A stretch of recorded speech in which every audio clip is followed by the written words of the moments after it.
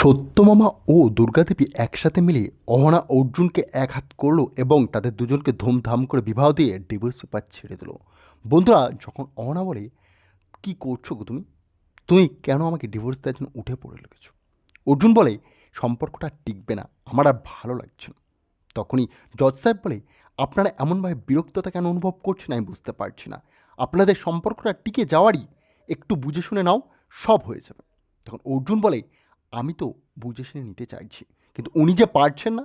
তখনই জজ সাহেব বলে, আমি বুঝতে পেরেছি তোমাদের সম্পর্কটা হওয়ার সম্ভব নয়, কারণ তোমরা দুজন চাইছো না একে অপরকে চাকরি করতে। তাই জজ সাহেব সবার সামনে দাঁড়িয়ে সিগনেচার করে দিয়ে বলে, ফাইনালি তোমরা দুজন দুজনার বিরুদ্ধে যেতে পারো, যা ইচ্ছা তাই করতে পারো। পরের দিন সকালে অহনা বাড়িতে এসেই পড়াশোনায় মন দেয় এতটা ভালোভাবে, সত্যভামা অবাক হয়ে যায়। সে বলে, তুই এত সুন্দর পড়াশুনো কী করে করিস? কাল তোকে দেখছিলাম অন্যরকম, আজ তোকে অন্যরকম দেখছি। তখনই সত্যমামার ফোনে ফোন আসে। কলটা সত্যমামা একটু আড়াল করে রিসিভ করে, কারণ সে জানে তার প্রিয় দুর্গাদেবী ফোনটা ধরবে, আর দুর্গাদেবী এই সব কিছু করাচ্ছে। তখনই অহনা লুকিয়ে লুকিয়ে দেখার চেষ্টা করলে সত্যমা একটু আড়ালে গিয়ে বলে, হ্যাঁ বলো, কি হয়েছে? তুমি ফোন করলে যে? তখনই দুর্গাদেবী বলে, আরে ব্যাপারটা তুমি বুঝছো না, একটু দেখা করতে হবে আমাদেরকে, সিক্রেটলিভাবে, কেউ যেন কিচ্ছু না বুঝতে পারে। আর অহনা কি করছে কি? সে বলে, আমাকে পাহারা দিচ্ছে আর পড়াশুনোয় খুব মন দিয়েছে। তখন দুর্গাদেবী বলে, ও তো পড়াশুনোর জন্য আমাদের বাড়িটাও ত্যাগ করে দিল, দেখি ও কেমন ব্যালিস্টার হতে পারে, দেখবো আমিও ও ঠিক কী কী করতে পারে। তখনই সত্যমামা বলে, অহনা যদি আমার সাথে এভাবে লড়াই করে, আমি অহনাকে সত্যি ব্যালিস্টার করে দেখাবো। তখন দুর্গাদেবী বলে, চুপ করো তো তুমি, সবসময় ওই সব কথা বলা, চাকরি বাকরি এই সব, আসো পার্কে, তোমার সাথে দরকার আছে। তখনই সত্যমা ফোন ডেকে দিলে অহনা বলে, কে ফোন করেছিল মামা? আর তুমি আমার থেকে আড়াল কেন হয়ে গেছিলে? লুকিয়ে লুকিয়ে কী কথা বলছিলে? সত্যমা বলে, আর একটু ধৈর্য ধর, তুই কেন সব বিষয়ে নাক গলাচ্ছিস? আমার একটা গ্রামের বন্ধু এসছে, সে আমার সাথে দেখা করতে চায়, তা আজকে দুপুরবেলা। তখন অহনা বলে, আজ প্রচণ্ড গরম পড়েছে, দুপুরবেলা দেখা করা যাবে না, তাকে তুমি বলো আমাদের বাড়িতে চলে আসতে, আমি তার জন্য খাবার দাবারের ব্যবস্থাও করতে রাজি আছি। তখন সত্যমা বলে, আমি বার হলাম, তুই প্লিজ আটকাস না। এদিকে দুর্গাদেবী সবার চোখ আড়াল করে চলে আসে পার্কে। সবাই দুর্গাদেবীর বয়স হওয়ার কারণে দেখতে তাকে আড়াল করে বলে, এই বয়স্ক মহিলা এখানে কি করছে? সত্যমামা একটু লেট হয়ে যায়। তখনই দুর্গা বলে, তোমার কি কোনো দিন টাইম জ্ঞান হবে না? আমি এখানে কতক্ষণ ধরে দাঁড়িয়ে আছি, পার্কে সবাই আমাদেরকে দেখছে, বারবার আমাকে জিজ্ঞাসা করছে কি করতে আমি এখানে এসেছি। তখন সত্যমা বলে, আরে অমন হয়, আমাদের একটু বয়স হয়ে গেছে তো, হয় না? তখনই দুর্গাদেবী বলে, কোথায় বয়স হয়েছে? আমার তো বয়স হয়নি, বয়স তোমার হয়ে গেছে, তুমি বুড়ো হয়ে গেছো। তখন সত্যমা বলে, আমরা তো একই ক্লাসে পড়তাম, তাহলে বয়স যদি আমার হয়ে থাকে, দুর্গা তোমারও কম বয়স হয়নি। ছাড়ো এসব কথাবার্তা, বলো তুমি কি বলার জন্য এসছো। তখন দুর্গা বলে, আর বলো না, আমার ভালো লাগছে না, কী যে করবো কিচ্ছু বুঝতে পারছি না। তখনই একটা বাদাম ভাজাওয়ালা লোক এসে বলে, কী গো কাকা কাকিমা, কী করছো এখানে? আর তখনই সে কথা শুনে দুর্গাদেবী তাকে তাড়িয়ে দেয়। তারপরেই সত্যমামা দুর্গাকে শান্ত করিয়ে বসি বলে, কি বলছো বলো। দুর্গা তখন বলে, আমি বিয়ে দিতে চাই, অহনাকে আর অর্জুনকে আবারও একসাথে করতে চাই।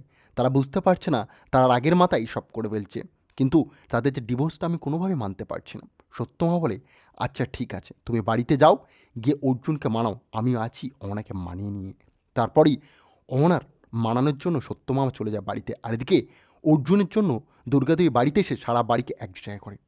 সেখানে বলে, আমার একটু দরকারি ইম্পর্ট্যান্ট কথা আছে, তাড়াতাড়ি অর্জুন তুই এখানে আয়।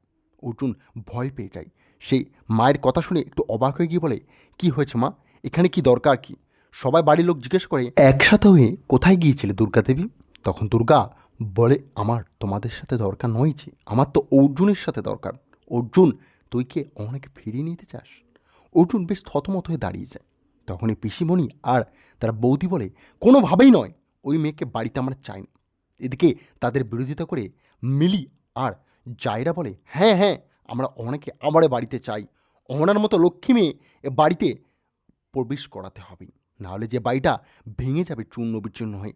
তখনই পেছন থেকে পল্টু দাদা এসে বলে, তুমি তাহলে অহনার সাথে দেখা করতে গেছিলে না? তাই বলি এখন এই ভরা দুপুরে তুমি তো যাওয়ার মেয়ে নয়। তখনই বরদাদাবাবু বলে, অহনা বাড়িতে ফেরত আসুক, অর্জুন বোকামি করছে, ও হয়তো রাগের মাথায় এসব পদক্ষেপ নিচ্ছে, কিন্তু আমি বলছি মা, অহনা বাড়িতে ফেরত আসলে আমরা জীবন অনেক কিছু করতে পারবো। তখনই সেইখানে রেগে যায় আর সঙ্গে সঙ্গে বলে বসে দুর্গাদেবী, আমি তো জিজ্ঞেস করছি অর্জুনকে, অর্জুন কিছু বলুক, অর্জুন যে সিদ্ধান্তটা নেবে সেটাই শ্রেষ্ঠ সিদ্ধান্ত আমার নজরে। তখনই সব জায়রা বারবার রিকোয়েস্ট করতে থাকে অহনাকে বাড়িতে ফিরিয়ে আনার জন্য। আর এদিকে অহনা টেনশন করতে থাকে, সত্যভামা এখনও কেন বাড়িতে আসলো না, এতটা সময় চলে গেল, বারবার বারণ করলাম যে বেচারি এই রোদ্দুরে যেও না। সেই কথা ভাবতে ভাবতেই পেছন থেকে সত্যমা এসে বলে, কিরে তুই এখনও খাওয়া দাওয়া করিসনি, বই ছেড়ে উঠিস? তখন অহনা বলে, কিভাবে উঠবো আমি, তুমি এই ভরা দুপুরবেলা বেরিয়ে গেলে, আমার কথা শুনলে না। তোমার মুখটা দেখো তো কতটা ঘেমে গিয়েছে, কষ্ট কষ্ট হচ্ছে তোমার মুখ চোখ দেখে বোঝাই যাচ্ছে, তুমি ঠিকমতো দম নিতে পারছো না, বয়সটা হয়েছে, একটু বোঝো বাবা, এমন করে না। তখনই অহনা তার বাবাকে যত্ন করতে থাকে আর বলে, আমি তো বাবা হারিয়েছি, আমি চাই না তোমার কোনো ক্ষতি হোক, একটু শরবত নিয়ে আসি তোমার জন্য। তখনই বকা দিতে থাকলে কান ধরে ক্ষমা চাই সত্যমামা আর বলে, আর কোনো দিন হবে না, তোর জন্য আমরা সম্বন্ধটা ঠিক করতে গেছিলাম, তুই কি চাস অর্জুনকে ফেরত পেতে? তখন অহনা বেশ কাঁদো কাঁদো হয়ে যায়। আর এদিকে সব জায়রা মিলে অর্জুনকে বুঝিয়ে সাকসেসফুল করে ফেলে। অর্জুন বলে, ঠিক আছে আমি রাজি হতে পারি, কিন্তু অহনাকেও রাজি হতে হবে, আমি কিন্তু স্বীকার করবো না ভুল তার কাছে। তারপরই অর্জুনকে নিয়ে চলে যায় অহনার কাছে। দুর্গা মা আর বলে, তোরা একসাথে থাক না, তোরা জীবনে উন্নতি করে একসাথে, তোরা ভালো থাকলেই আমরা ভালো থাকবো। এসব ডিভোর্স, বিচ্ছেদ, ভালোবাসা কোনো দিন হয় না রে। এমন রাগ রাগারের মাঝখানে এমন একটা কাঁচা কাজ করবি না কোনো দিন অর্জুন, তুই তো বড়, তুই তো বোঝা